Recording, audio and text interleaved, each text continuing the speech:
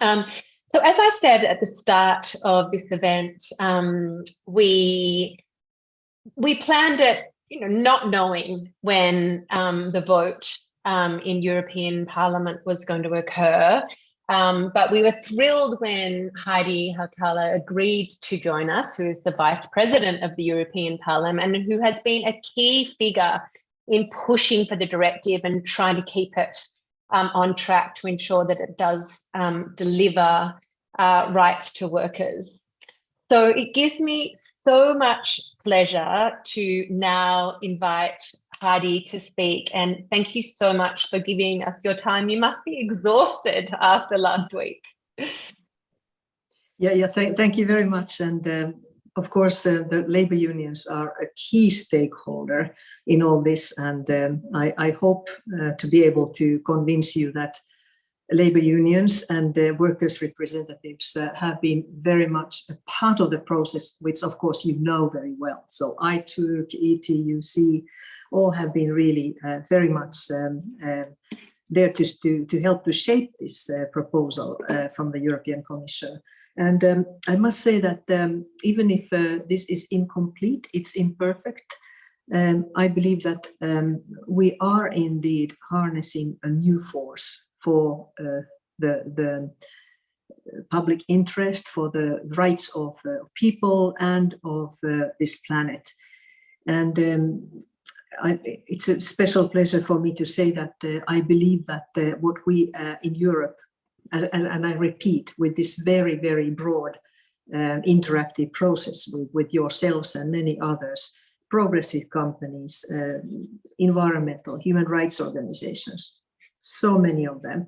So we are perhaps here, if we have to set it right, be able to sort of see a beginning of a global standard. And I'm already, even if we are not there yet, because we have to find an agreement between the European Parliament's position last Thursday and the European Council's, the member states' position from last December. So I'm very eager and impatient to say that I'm actually, my next thing in the Parliament will be to try to see how we can promote the legally binding instrument at global level. And I think this is also the right moment for the EU to start to seriously to engage, because, and I perhaps I even agree that we are in a better position to bring our views and to have them set right if we have our what we would call domestic European legislation, and that is nearly there now. So anyway, of course, the team that conducted those negotiations in the Legal Affairs Committee, with the help of many other committees, from environment to employment to international trade to human rights and so on, was quite happy that in fact the outcome of the negotiations in the responsible committee actually made it 99%, I would say, through the plenary, with only one exception. We lost a little bit on a more explicit description of what directors' duties in companies should look like. But this is not a major loss at all. So I would say that across the parties, we have a good reason to be happy about what we have at this point. And we are already starting the trilogue negotiations with the Commission and the member states on Thursday morning. So I was actually even surprised that we start so quickly. But as the responsible Commissioner for Justice, Didier Reynders, has also said that this piece of legislation is really key for him, and he's tried to sort of make us understand that time is running and that indeed we have to be ready before the end of this legislature in the European Parliament, which runs out in, well, I would say practically less than 1 year's time. So what is in the report, I'm not going to detail. I'm just saying that I think these concerned sectors that we have already heard today, from shipping, fisheries to transport, have very well been heard. And I completely agree that we have to look very carefully about how to make sure that this kind of, which I would definitely call risk sectors, as have the previous speakers, how the due diligence is really carried out, and with the proper instrument of access to justice. There, I have to say that even in the negotiations in the European Parliament, we did not manage to have a full agreement on the reversal of burden of proof. We have a hint that that should be done, but as a compensation so far, we have a package of measures which help to reduce the inequality of arms in any potential court cases and processes. So we have, for instance, included the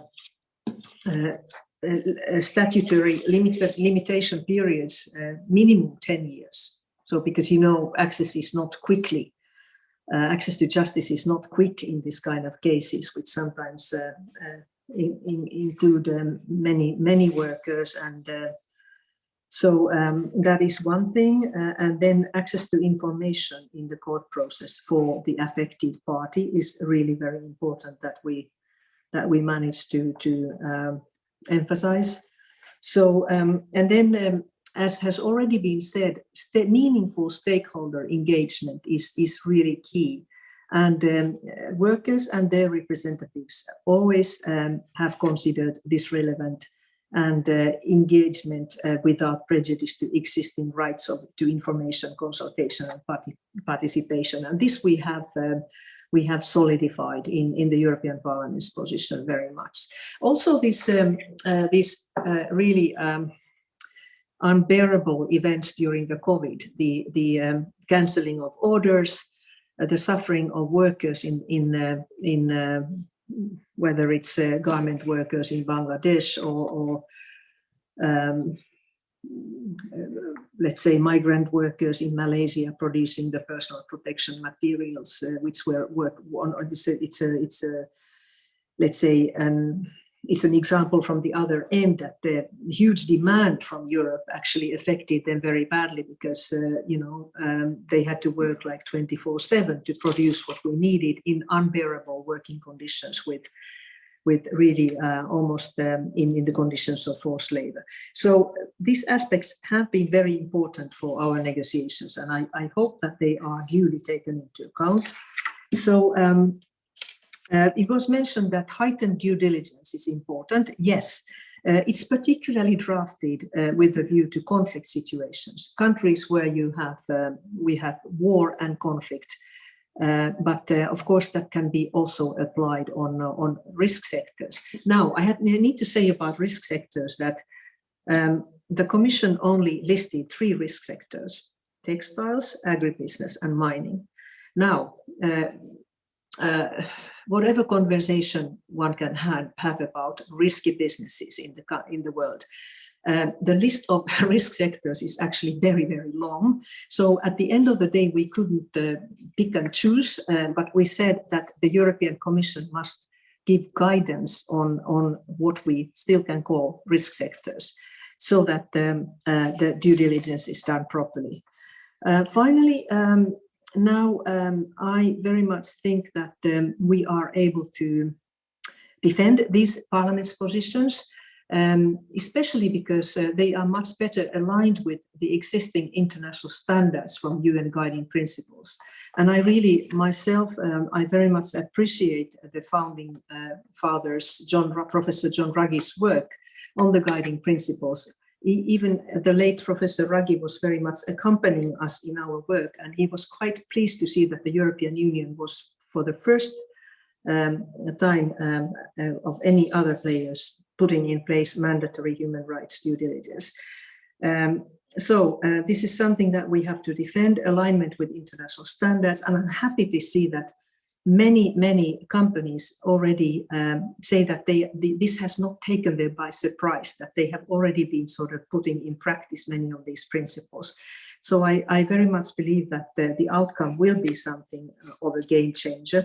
And obviously there needs to be, when everything is ready at European level, we have to make sure that also the people in the producer countries will benefit from it, because this is not something to clean our conscience, no, not at all, to make us feel better in the high consumption countries, but it is to try to achieve a change on the ground. And this principle has been our guidance in the work in the European Parliament. So also the Commission must, and the EU member states must help implementation of all this at the level of where we source and where we buy, so that it will be properly done. And finally, the access to justice is really essential.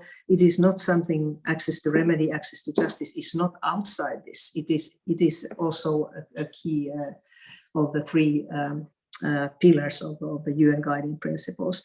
Without access to justice and access to remedy, I believe that this legislation would be exhausted from its content. It would be meaningless. But it is not at the moment so, and this is really something that we have to keep defending. So thank you very much for being so active in this process, and I'm really heartened to see that there is a worldwide organization within the trade union movements around this, and then we can together try to now to make the best out of it. So thank you very much. Thank you so much, Heidi. It's really great to hear what you think the strengths are that have come out of the process so far.